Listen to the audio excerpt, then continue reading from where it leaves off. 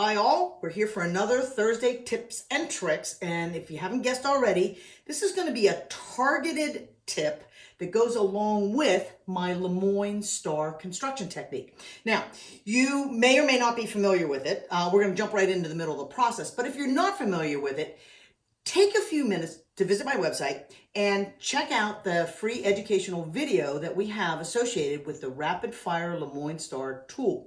You're going to see what all the hullabaloo is and all the interest is in making Lemoyne Star using my process. But let's jump into what we're going to talk about today. There's always one section of the construction process that used to slow me down. And it's when I would take the A sections and the B sections, once they were stitched, from my sewing machine to the ironing board.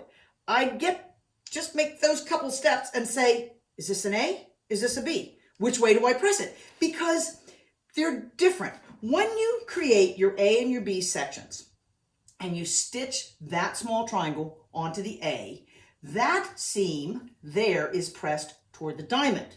When I add the small triangle to the B section, that seam is actually pressed toward the triangle. So they're both coming toward me, but they're pressed one toward the diamond and one toward the triangle. And I could never remember which one was an A, which one was a B, and how do I press it? Until I made several hundred blocks and I realized that there's something that I can do at the ironing board that makes my life a whole lot easier. So let's take a look at first step. When I go to construct these shapes, what I want to do is be consistent and chain piece all the A sections together, one after the next, and I want to be consistent and chain piece. We talked about that in last week's tips and tricks. Chain piece the B sections one behind the other. What you don't want to do is do an A section, then a B section, then an A section, then a B section. That's going to be too much work. So once I've consistently chain pieced A sections together and B sections together, do not trim them all apart. What I will do is I'll take my A section or B section and I'll keep them together as a chain, but I'll make a short chain. It might have 4 or 5 or 6 units in it. But here's where the trick comes into play. I generally will organize my pieces on rulers so that they're easy to move from the sewing machine to the ironing board. But when I go to do the pressing, what I'll do is pick up one of my chained groups and I'm going to, with my fingers, hold on to the ends of the chain. Once I got those, at the ironing board, I'm going to take and lay that chaining, that last row of stitching, furthest away from my body. Not closest, but furthest away.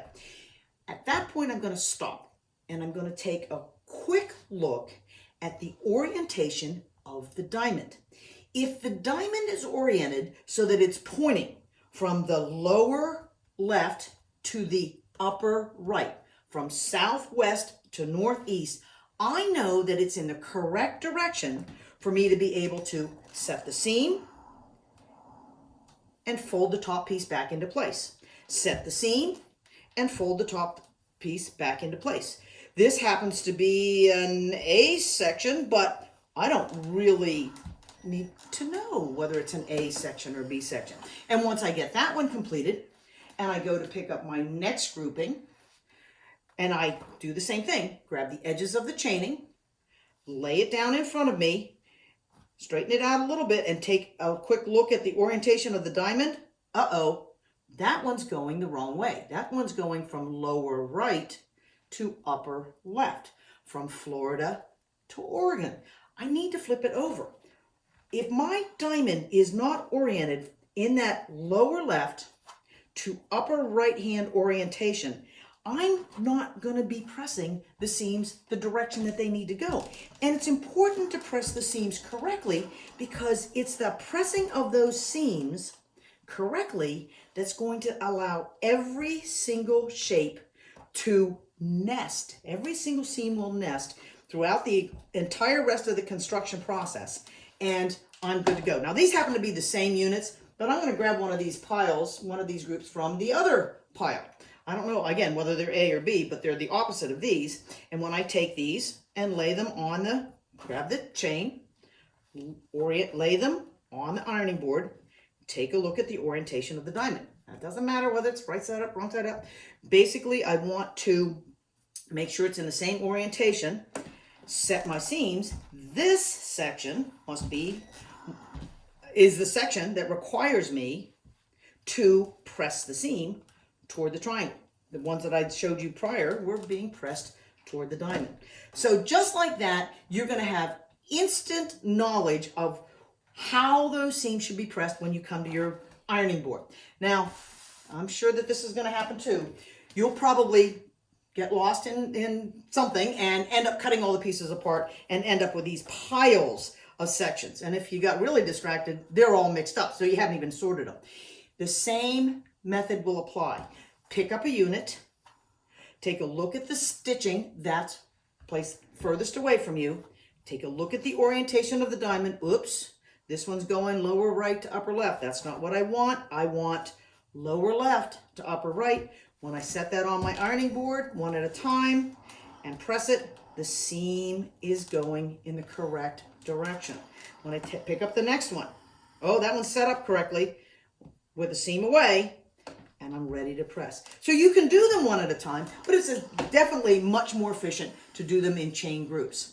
And I'm going to encourage you to give this a try, but I'm also going to encourage you not to get so excited with the pressing that you forget about this step, because we do that. This trim down with the tool is what gives you that perfect block with all the seams in the right direction. It also, if you pay attention to that pressing, you can take a look at the back of those seams. They're all looking perfect. And one more thing, this will come into play for every technique that we've developed for the Lemoyne Star, not just the basic one, but the blazing Lemoyne and the banded Lemoyne, all those techniques. And if you're familiar, so this is our Lemoyne Star tool here.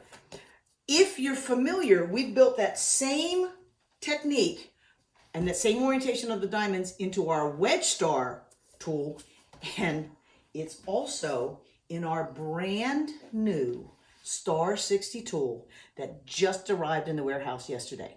So I hope you enjoy working even more with your Lemoyne Star tool, and I hope you keep that trick in mind when you're moving to your ironing board. And I actually have a new tool to play with. So I'm out of here. I'll see you guys all next week. Bye, everybody.